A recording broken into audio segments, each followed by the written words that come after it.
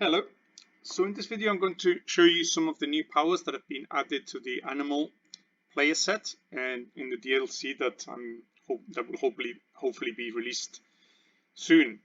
I think the animal power set is one that is quite popular and as I think many players have said is already quite strong thanks to thanks to the ability of speeding up your character.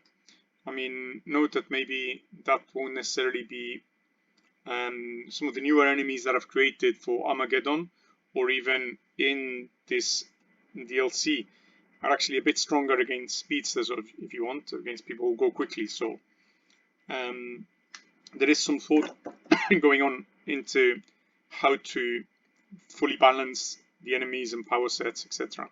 Anyway, regards to movement powers, the main addition is that now you can be a strong swimmer. So essentially the ability to swim at amazing speeds. Everything else there was already there before, including, as I said, this animal speed, the ability to move at twice the speed of human body, which seems to be quite strong. Attribute enhancing powers. Here nothing's really changed. Actually, the animal power set was already quite versatile in that you actually have quite a lot of choice in here. Defensive power wise, nothing much has changed. So that has also stayed pretty much the same. In terms of offensive powers, there are two new powers available to the animal power set. The vampiric touch, so you can absorb the blood of opponents, healing your body. So if you want, it's kind of a vampire ability. And this power will also be available to those who go through the game and later in the game become vampires. So yes, it is a power that even if you don't start with in this power set, for example, with another power set you might be able to pick up later. And there is vampiric touch, which means that you have to touch people, so you better be a bit fast or good at fighting. Otherwise, if you don't manage to touch them, then you can do nothing. Of course, you have to suffer some damage for you to be able to gain some health from your opponent. If you want, what you're doing is you're actually stealing health from your opponent. There's also Vampiric Ray, which is a bit more expensive, but your opponent will find it difficult to avoid. Again, they have to have exposed flesh. You cannot go through enemy armors or force fields, and of course, any vampiric touch, any vampiric powers don't work on robots. So those of you who end up fighting robots better think that these powers are not really effective on them. The other new one for this power set is the ability to go berserk. And if you do this, then the damage you will do due to strength will double. However, this is going to make it a lot easier for your opponent to hit you.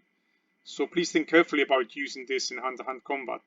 And it also takes a bit of time for you to get into a berserk state. So this is not something that you'll be able to do quickly, but once you do so, it might become quite a powerful ability to deal a lot of damage. The other ones here, project web-like fluid was already there, have deadly claws was already there. I am currently also testing a web slinging ability in the game. It's only available for playtesters at the time of recording this video, but I might open it to everybody with DLC later. I'm a bit concerned that the web slinging might actually do some funny things to some of the sequences in the game, so that's why I'm not too comfortable yet releasing it to everybody. But yeah, if I click on Berserk, for example, yeah, this will double the damage that you can do from strength, etc. And now if I go back, then I've gone offensive, miscellaneous powers, then you have the animal instinct. And this means that you'll be able to sometimes be warned of danger from other people or animals. And these are not consistent or reliable warnings, but it might give you a flavor of what is going to happen.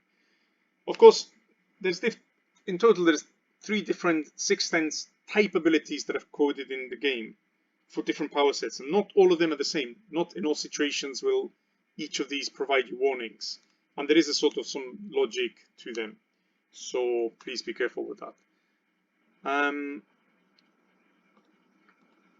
And And yeah, in material wealth, nothing much has changed here because this has mostly stayed the same. Now that's it. So I hope you enjoyed that. Now, as I said in previous videos, I am making a new board game called Fantasy Tavern Brawls. It's a very light-hearted game where a filler in between if you want some more difficult games, maybe to be played over a drink. It consists on throwing meatballs and stacking meatballs and cards. I think it's quite a lot of fun. People seem to have enjoyed it. I might be releasing it or launching it during the Tokyo Game Market in November or December this year. If anybody does go to the Tokyo Game Market, let me know. I'll be happy to meet anybody who goes there. Okay, thank you so much.